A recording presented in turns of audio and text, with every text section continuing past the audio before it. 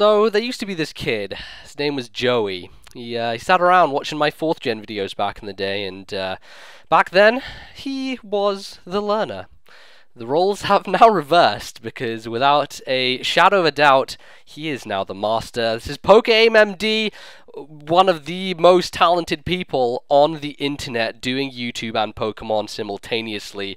Without a doubt, he's fucking good at this game, and my lord, do I have a challenge before me, but I'm gonna try. Because 4th gen is something that I can maybe challenge him at. So I'm going to lead off with my Gengar. It's Focus Sash, Counter Sash Gengar, TTFAF. You know him, you love him. Back in the day, I used him a bunch. And I am going to end up going for the T-Bolt and the Ape, just because I wanted to break any Sash, potentially, if he was going to be lead off Stealth Rock 1. He turns out to be Scarfed anyway, and U-turn and crits me, but not a huge deal. The nice thing about this is I get a solid amount of damage on the Fori to the point at which I can now 2-hit KO him.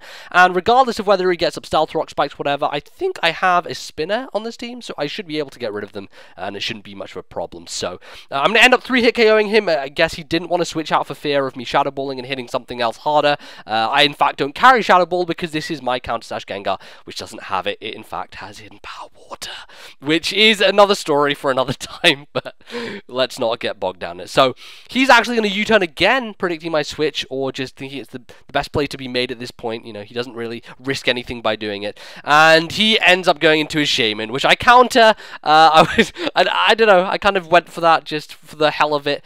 I was pretty sure he wasn't going to stay in, so I thought maybe if he crits me again with the U-turn, that could be nice. But I'm going to end up going for the Destiny Bond here, hoping that the Shaman can take me out. Unfortunately, it can't with an Air Slash, and that leaves me in a little bit of a precarious situation, because I have HP Water plus Thunderbolt. So neither of those are going to do anything to the Shaman. A counter is useless.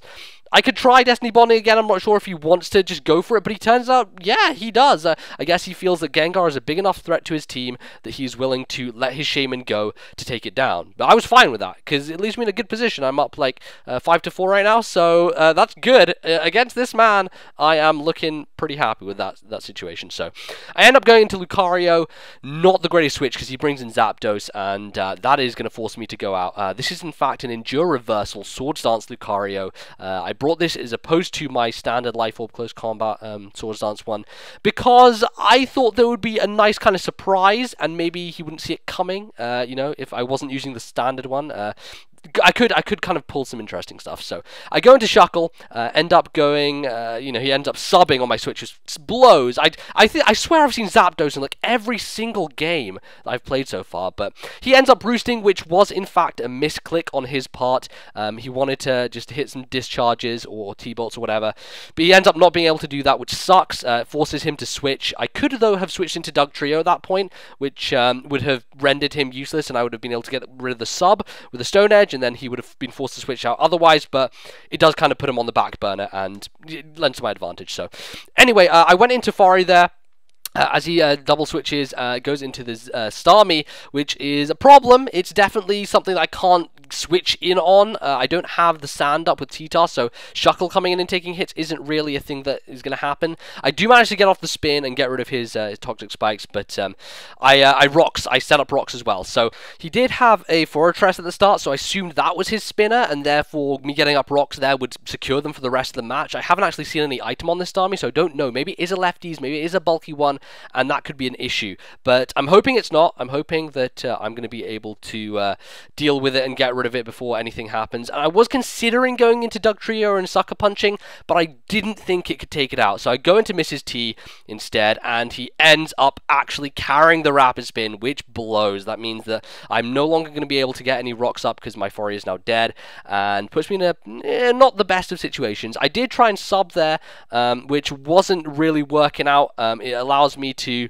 you know, take a Surf better than I would take one ordinarily and get off the Dark Pulse, but I probably should have just gone for the Dark Pulse straight up on the first turn anyway and not wasted the HP, because as you can see, with the damage from the Sandstorm, it ends up being a one-hit KO anyway. Not a huge amount wasted, you know, I'm down like 50, but would have been nice. In any case, he ends up switching in his Ape, which forces me out. I can't take any hit from that thing.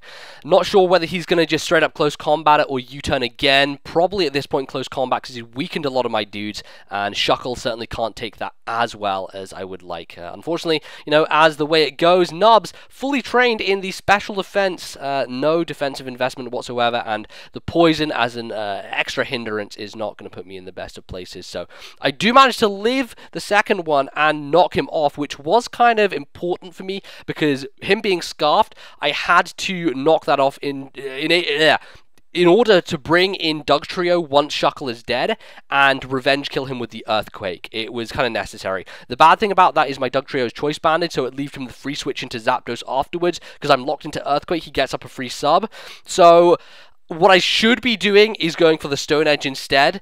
It's just risky. That's the thing. I don't want to miss the Stone Edge. I know I can kill him with it because of the defense drops, but it's a poor thing if it misses and it puts me on the back burner. So I Earthquake him, trap him, get rid of him. He is now obviously going to go into the Zapdos and can get up a free substitute. So I'm going to have to switch and I go into T-Tar thinking, you know, this is probably the best way of going around it. Try and get some chip damage with the Dark Pulse. You know, Focus Punch isn't doing anything. T-Bolt's not going to do anything.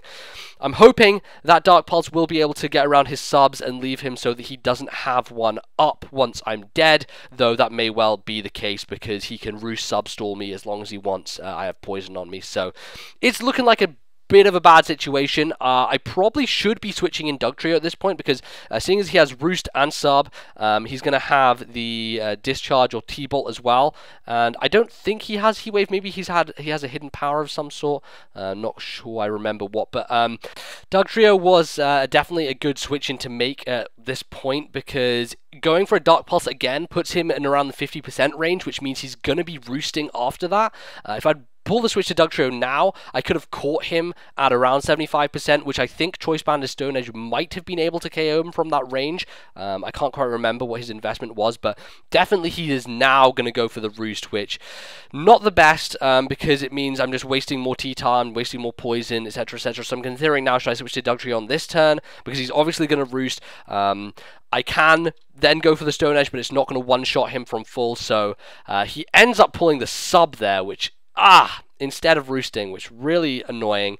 What I can do, however, because he did that, is go for the Stone Edge, and after he follows it up with a Roost, he should be at around the 75%-ish range, and depending on like kind of how things go, I may well actually have the ability to KO him from this point. So looking like maybe that's a possibility. I go for it, I don't miss, I hit it, and it's going down. Will Zapdos live it? It just about does with the tiniest sliver of HP, but I think that after that Roost, he isn't going to be able to get up to enough where he can take another one, and as you can see, the Sandstorm definitely helps me there, just kind of limiting his leftovers recovery. So I go for it, Stone Edge, he's out, so now he has one Pokemon left, and I have a key decision to make here.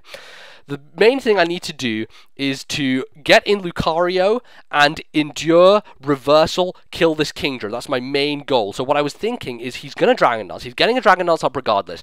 Either number one, I stay in, go for the Stone Edge, end up missing. He gets a free Dragon Dance anyway, kills me, and then proceeds to ruin me.